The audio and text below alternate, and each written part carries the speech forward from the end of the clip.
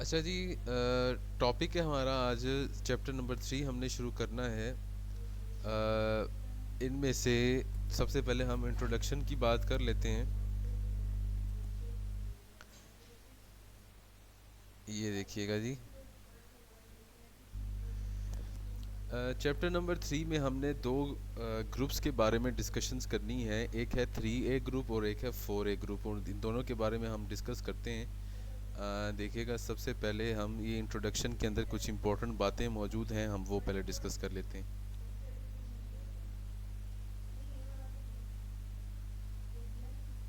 अच्छा, लेकिन लिखता है group 3A elements. Group 3A elements comprises था, इनमें कौन कौन से एलिमेंट्स होते हैं? बोरोन है, एल्यूमिनियम है, आपके पास गैलियम, इंडियम और थैलियम मौजूद है। ठीक है। उसके बाद वो कहता है जी कि इसकी जो कुछ फिज़िकल प्रॉपर्टीज़ और इलेक्ट्रॉनिक कन्फिगरेशन हमारे पास ग्रुप 3A की टेबल में मौजूद है, वो हम अभी डिस्कस करते हैं। लेकिन उसके बाद हमारे पास ये बड़ा इम्पोर्टेंट मौजूद है। कहता है कि the size of and high nuclear charge makes boron non metallic while are the other elements are metals. ठीक है। इसमें ये एमसीक्यूज़ के तौर पर आप लोग मार्क कर सकते हैं। एमसीक्यूज़ के तौर पर आप लोग इसे मार्क कर सकते हैं कि वाहिद एलुमिनियम जो है वो आपके पास नॉन मेटल है, जबकि बाकी के आपके पास मेटल्स हैं। ठीक है। उसके बाद वो कहता है जी कि आपके पास the abrupt increase in metallic character from boron to aluminium is associated with increase in the size of atom. Boron से एल्यूमिनियम आपके पास, अब देखें कौन कौन से हैं। आपके पास है बोरोन, एल्यूमिनियम, आपके पास गैलियम है, आपके पास इंडियम है, और आपके पास जो है वो थैलियम मौजूद है।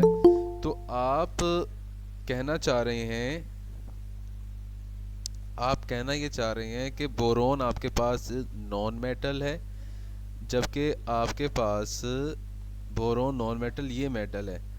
तो मेटल से नॉन मेटल बनना, ये एब्रप्ट इंक्रीज जो है ये एसोसिएटेड है बेसिकली इंक्रीज ऑफ साइज़ की वजह से। एल्यूमिनियम का साइज़ ज़्यादा होता है, इस वजह से वो आपके पास मेटल है। उसके बाद वो कहते हैं increase in atomic size is not regular in this group. This is due to the presence of d orbitals या d electrons in heavier member which have poor shielding effect than s and p electrons. कि इनके अंदर आपके पास जो electrons का, sorry, atomic size का जो trend है वो आपके पास बिल्कुल इरेगुलर है। क्योंकि वो बेसिकली क्या है कि जो लोअर मेंबर्स हैं इस ग्रुप के, उनके अंदर क्या एग्जिस्ट करते हैं, उनके अंदर आपके पास लोअर मेंबर्स के अंदर डी इलेक्ट्रॉन्स इन्वॉल्व होते हैं। तो दैट इज़ वाई वो आपके पास क्या करते हैं, लोअर इलेक्ट्रॉन्स, लोअर मेंबर्स में डी इलेक्ट्रॉन्स अवेलेबल होते हैं, जिनकी वजह से आपके पास उनका साइज इरेगुलरली इंक्रीज होता है। पुअर शील्डिंग इफेक्ट जो है डी के इलेक्ट्रॉन्स का होता है as compare to that of S और पी।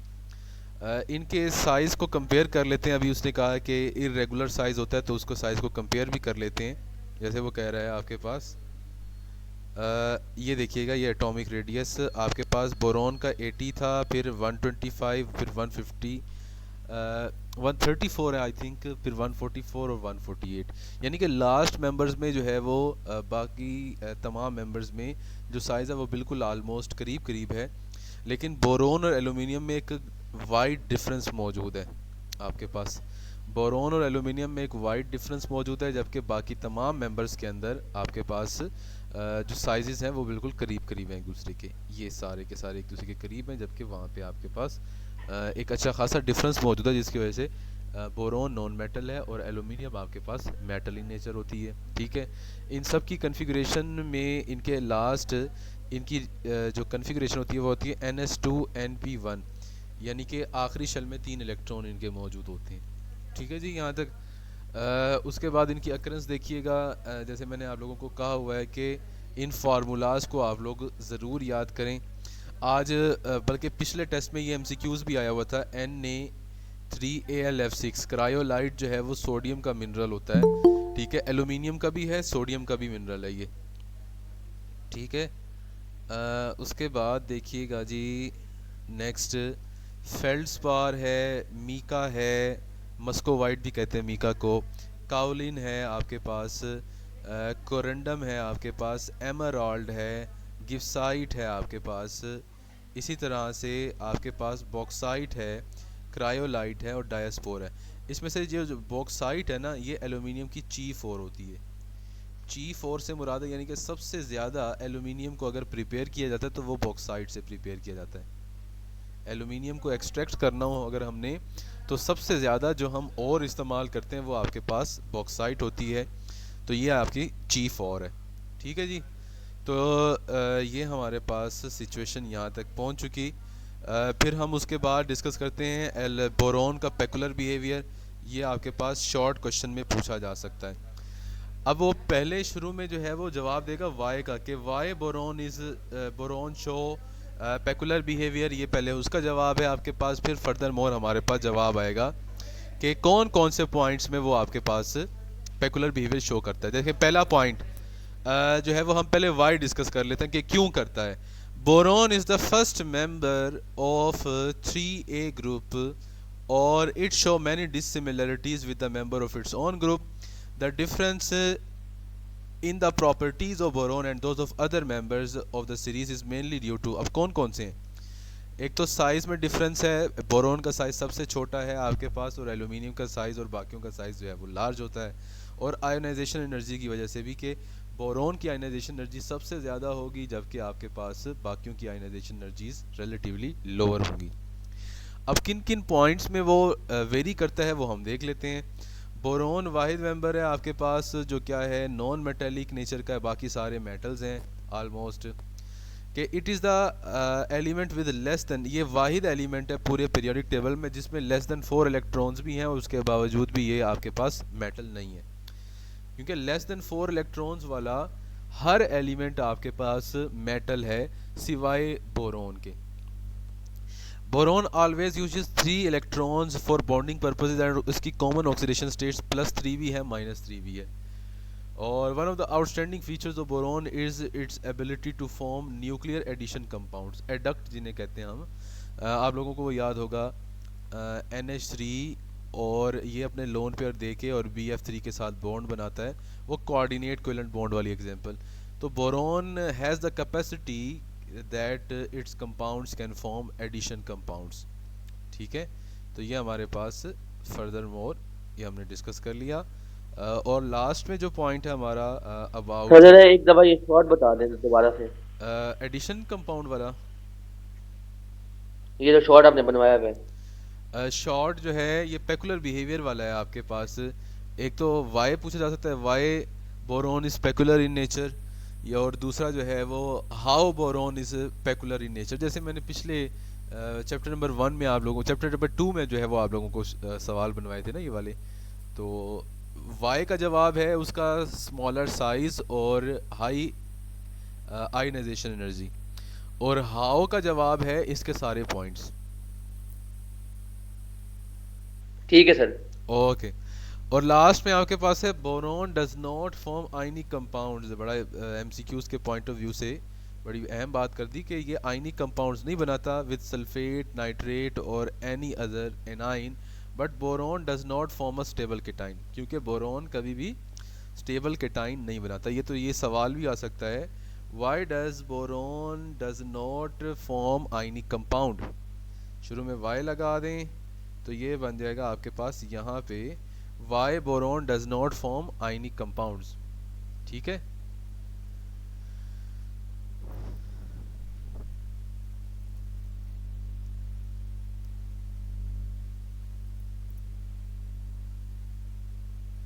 ठीक है सर। अच्छा जी। नेक्स्ट हमारे पास है कंपाउंड्स ऑफ बोरोन और उनकी प्रेपरेशन है। हमारे पास बोरोन के 2 कंपाउंड्स होते हैं, मैं आपको बता देता हूँ। इसकी हमने मिनरल्स में भी पढ़ा। बोरोन के 2 कंपाउंड्स बहुत इंपॉर्टेंट है। एक है बोरेक्स, बोरेक्स का फार्मूला होता है Na2B4O7। ठीक है, एक बोरेक्स, और दूसरा है बोरिक एसिड। बोरिक एसिड आपके पास इसका फार्मूला होता है H3BO3।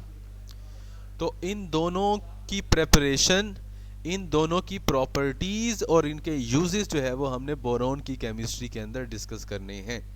ठीक है, एक बोरेक्स हो गया Na2B4O7 और दूसरा आपके पास बोरिक एसिड हो गया H3BO3, तो इन दोनों की हमने केमिस्ट्री, इनके यूजेस और इनकी प्रिपरेशन डिस्कस करनी है। तो आज फ़िलहाल हम लोग बोरेक्स की केमिस्ट्री जो है वो डिस्कस करने जा रहे हैं। तो बोरेक्स के बारे में जो है वो हम डिस्कस करते हैं। अच्छा जी, बोरेक्स के बारे में इसका फार्मूला है Na4B4O7, Na2B4O7। तो लिखता है वो हमारे पास, ये मैं पेज अप कर दूँ थोड़ा सा, हाँ जी। वो कहते हैं जी कि borax is the sodium salt of tetraboric acid. Tetraboric acid का फार्मूला क्या होता है? वो होता है H2B4O7। H2B4O7 ये टेट्राबोरिक एसिड है। और आपके पास हाइड्रोजन्स की जगह अगर हम सोडियम लगा दें तो Na2B4O7 सोडियम टेट्राबोरेट, ये हमारे पास बोरेक्स है। बोरेक्स अब एग्जिस्ट कहाँ पे करता है वो देख लेते हैं। बोरेक्स भाई एग्जिस्ट करता है as a natural deposit called tincal in the dried up lakes of Tibet and California. California और तिब्बत की ड्राइड अप लेक्स के अंदर हमारे पास नेचुरल डिपॉजिट्स की शक्ल में बोरेक्स एग्जिस्ट करता है। और ये हमारे पास उसे हम कहते हैं टिंकाल। और मैन्युफैक्चर से क्या मुराद है? आपके पास लैब में प्रेपरेशन नहीं हो सकती इसकी, इसको करेंगे तो इंडस्ट्रियल लेवल पे ही प्रिपेयर करना पड़ेगा हमें, ठीक है। तो पहले तो हमारे पास है बोरेक्स से, बोरेक्स की प्रेपरेशन बोरिक एसिड से। यहाँ पे क्वेश्चन आ सकता है कि how borax can be prepared from boric acid, ठीक है। बोरेक्स को बोरिक एसिड से कैसे प्रिपेयर कर सकते हैं, ये हम डिस्कस करने जा रहे हैं। तो सबसे पहले देखिएगा आप लोग, कहते हैं कि formerly borax was manufactured by treating hot solution of boric acid with the proper amount of soda ash. Soda ash किसे कहते हैं? Na2CO3 को सोडा ऐश कहते हैं। तो H3BO3 और Na2BO3, Na2CO3 सॉरी, ये दोनों रिएक्ट करेंगे, एक आपके पास बोरेक्स बनेगा, एक वाटर बनेगा और एक CO2 अलग हो जाएगा आपके पास। आप लोगों को इक्वेशंस को ऐसे ही मेमोराइज करना पड़ेगा जैसे ये लिखी हुई हैं, क्योंकि इनके प्रॉपर मैकेनिज़म्स नहीं है कि ये किस तरह से कर हो रही हैं। हर सिचुएशन में ये मुख्तलिफ तौर पर रिएक्ट करेंगे। तो आप लोगों को इनको लिख कर और किसी न किसी तरह से आप लोगों को याद करना पड़ेगा, मेमोराइज करना पड़ेगा, ठीक है। उसके बाद नंबर 2 मेथड है नाउ डेज। आजकल borax is exclusively obtained from calcium borate, जिसे हम कोलेमनाइट भी कहते हैं। फाइनली पाउडर्ड का मतलब होता है बिल्कुल आपके पास पाउडर्ड फॉर्म में, बिल्कुल छोटे छोटे पार्टिकल्स आपके पास पाउडर्ड फॉर्म में, फाइनली पाउडर्ड।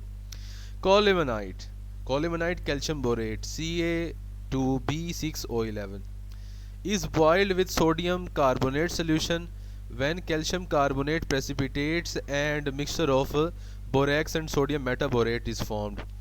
तो ये आपके पास दोनों रिएक्ट करेंगे और कैल्शियम कार्बोनेट बनेगा और बोरेक्स बनेगा और आपके पास NaBO2 बन जाएगा। NaBO2 का नाम है, इसका नाम है सोडियम मेटाबोरेट, सोडियम मेटाबोरेट। और ये मेटाबोरिक एसिड होता है HbO2, तो ये उसका सॉल्ट है आपके पास। तो HbO2 मेटाबोरिक एसिड और H की जगह अगर सोडियम आ जाए तो NaBO2 sodium metaborate.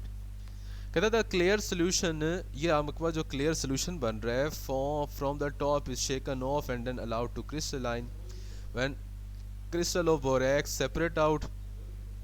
To get borax, more borax, CO2 is blown into the mother liquor। Mother liquor से मुराद है कि जो हमारे पास ओरिजिनल सोल्यूशन था जिसमें से हम बोरेक्स को एक दफ़ा सेपरेट कर चुके हैं, उसी में से हम CO2 को पास करेंगे। तो CO2 को जब पास करेंगे हमारे पास NaBO2 CO2 के साथ रिएक्ट करके ये सोडियम कार्बोनेट भी बनाएगा और बोरेक्स में भी तब्दील हो जाएगा। तो ये इसलिए इम्पॉर्टेंट है हमारे लिए, आपके पास इसलिए इम्पॉर्टेंट है क्योंकि इसके अंदर आपके पास एडिशनल क्वांटिटी जो है वो बोरेक्स की प्रिपेयर की जा सकती है। तो ये दोनों मैन्युफैक्चर के प्रोसेस हैं। तो सवाल ये भी पूछा जा सकता है कि how borax can be manufactured from colemanite, ठीक है। How borax can be manufactured from colemanite, ये सवाल भी पूछा जा सकता है।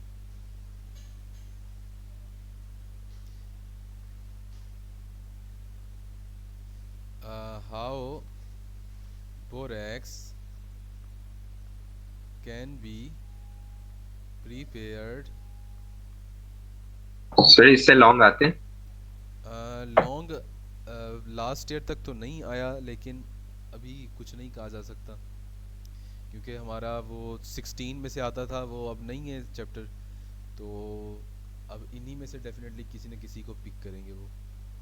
तो how borax can be prepared from, और मोस्ट प्रोबेबली 4 से आ सकता है क्योंकि 4 से पहले भी आता रहा है। ठीक है, तो how borax can be prepared ठीक फ्रॉम है। कॉलेमनाइट।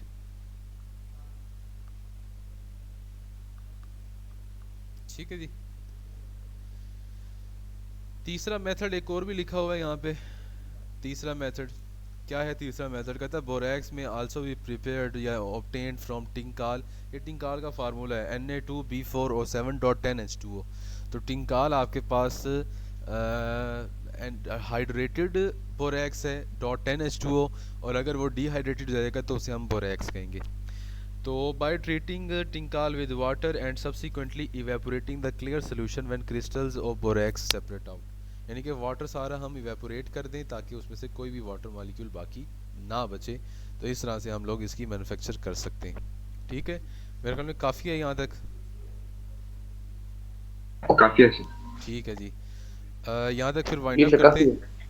हैं।